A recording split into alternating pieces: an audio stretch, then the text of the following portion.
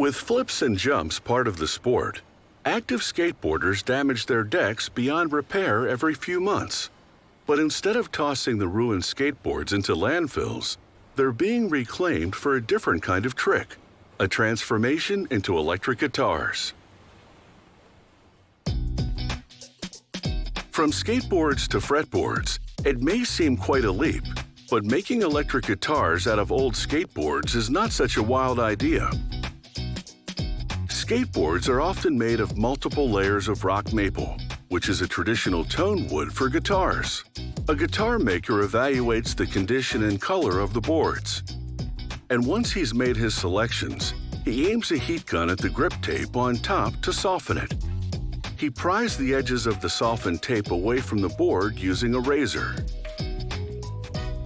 He grabs the tape and pulls it off the skateboard. He can now get a better look at the damage done to the board, and he decides it can be salvaged. He sands off the adhesive and the graphics. The sanding doesn't remove the turquoise color.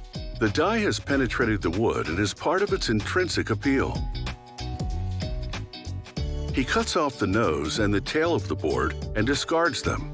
He'll just be using the wheelbases. The next step is to laminate 5 of the skateboards together.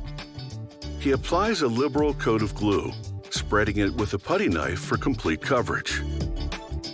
He adds the final board to the glued stack and places the stack in a hydraulic clamp. To protect the surface of the skateboards, he sets a wooden board on top. The clamp squeezes the skateboard sandwich together as the glue sets. A day later, he removes the now laminated skateboards. A blade shaves the surface of the stack smooth and brings out the grain. He trims the edges of the stack so that they're more even.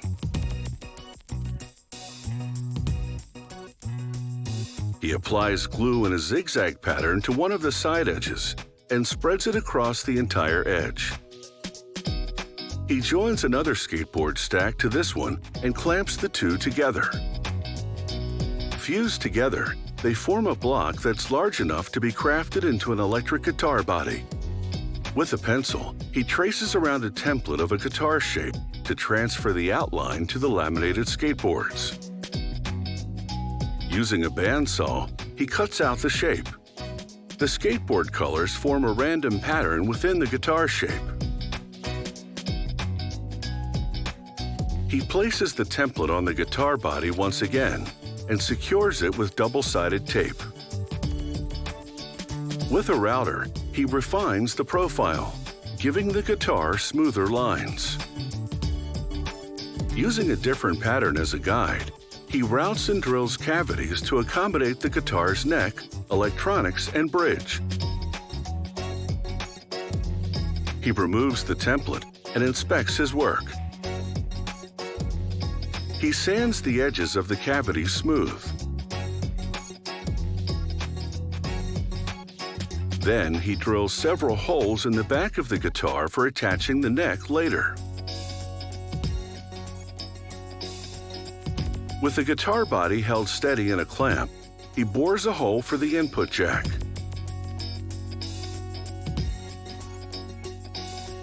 After crafting the neck of the guitar from reclaimed skateboards, he files it aggressively to shape it to the desired profile.